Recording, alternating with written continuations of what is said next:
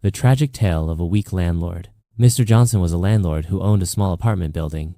However, he had a reputation for being ruthless and evil. He would often increase the rent without notice and would threaten to evict his tenants at the slightest provocation. Despite his tough exterior, Mr. Johnson was actually a weak and timid man.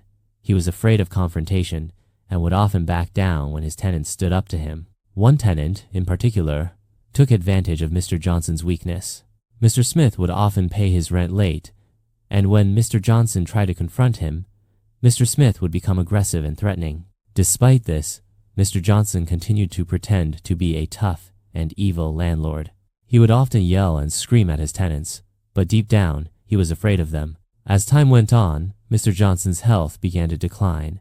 He became increasingly frail and weak, and his tenants started to take advantage of his condition. They would often ignore his requests, and some even stopped paying rent altogether. One day, Mr. Johnson fell ill and was in desperate need of help. He called out to his tenants, but no one came to his aid. They had grown tired of his fake toughness and felt that he was only pretending to be weak. Days passed, and Mr. Johnson's condition worsened. He lay alone in his apartment, too weak to call for help. His tenants ignored his pleas, and eventually he was found dead in his apartment. The news of Mr. Johnson's death sent shockwaves through the community.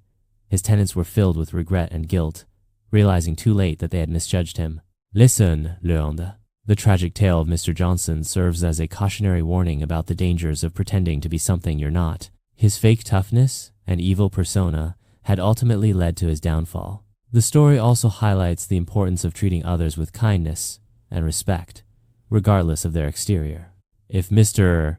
Johnson's tenants had looked beyond his tough exterior, they may have seen the weak and timid man beneath, and may have been more willing to help him in his time of need.